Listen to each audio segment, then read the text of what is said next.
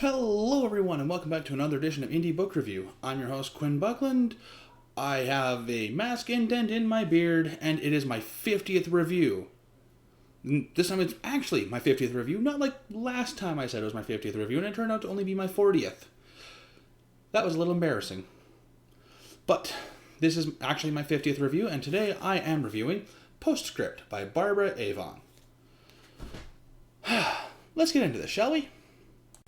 So, Postscript is about this guy who's a bit of a ladies' man, but he's really into this one chick who lives downstairs from him. So, he does what he can to try and woo her, and eventually she agrees to dinner. And she actually agrees to dinner twice, and both times she runs out on him. And he's really into this girl, so he's willing to, be accommodating for him. And eventually he finds out this big secret from her. All in all, the plot's serviceable. Like, it's very much a boy meets girl, boy likes girl keeps running out on him. There's a lot of originality to it, but there is some very by-the-numbers bits to it as well. And it's not really a bad takeaway either.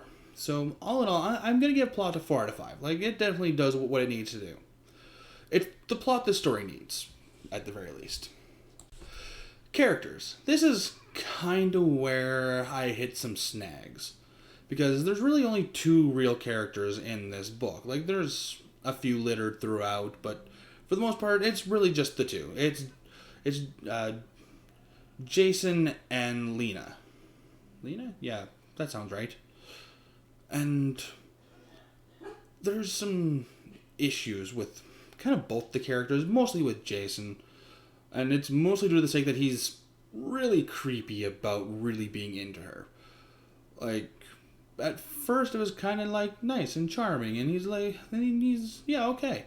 But then he goes into, confessing his love for her, and it's real intense. And I'm reading this and going, girl, run from this. This is, whoa. And she doesn't, well, she does, but doesn't at the same time. She lets him catch her, and it's a whole thing. It's basically what it culminates to with these characters. It's just 2 broken people trying to find each other. And it's been done before, and I've seen it done better. But it's not awful. It's definitely not terrible by any means. So characters, it gets a 3 out of 5. I have some issues, but they're not deal breakers by any means. Writing. The writing is the typical Barbara Avon standard. Like, it's flawless. It's very well written throughout. Writing is a 5 out of 5, like, straight up. Imagination research. There's a lot of research, and in some ways, probably some remembering as terms of the 80s, considering I'm pretty sure all 3 of Barbara's books that I've read take place in the 80s. So it's not a hard sell to imagine that, she was probably there during that time. In terms of imagination, this book is full of it. There's tons of imagination that went into it, and hats off to her for it. The only real drawback is the ending, and while the ending is definitely not awful by any means, there's a little bit of a cliche bit to it that I'll get into in the next section, which kind of, pretty much once I caught on to that's what was going on, I kind of groaned to myself, because it's something that I'd seen many times before, and I don't like that style of ending. But I'll get to that in a bit. All in all, imagination research, I'm going to give it a 4 out of 5. And now, the ending. I'm going to just kind of go over my personal feelings for it, and then the rating, and then I'll get into the spoilery bit. Okay. So, pretty much, like I stated before, I don't particularly like this style of ending. I think it's really cliche at this point, but, and there is a major but to this, she does it really, really well.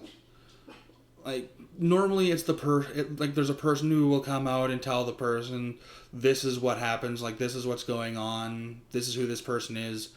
Whereas she gives him some clues and he kind of figures it out for himself. And I liked that. I really liked that. And it kind of brought him a little bit more home to me, and it brought her a little bit more home to me. So I'm going to give the ending a 4 out of 5. Like, it definitely saved some of the book for me, and it saved the ending for me, if that makes sense. It pretty much saved, like, what that style of ending is for me. And yeah. So, spoilery bits. If you don't want spoilers, actually you can really just end here and now. I mean, all in all, the book gets a 7.5 out of 10. Like, not a bad rating at all. I definitely enjoyed it. So anyway, spoilers. Okay. So the ending is she was dead this whole time. And I know. It's a sort of reveal that's groan worthy. But it kind of lets you in on what's going on early on into the book. At least about halfway through, you kind of figure it out. And like I said, I kind of groaned and was not looking forward to having to go through that ending, but she did a really, really good job with it. Like, she left clues, and he figured it out for himself, and then you see how she died, and you kind of get to figure out and see why she became what she became, and why things were the way things were, and yeah, that's really what it comes down to. I'm sure you guys were expecting a little bit more to it, but that's really all there is to it. Like, the way it was written and the way that it was done saved what was going to be probably the worst, what could have been the worst part of the book. So, yeah.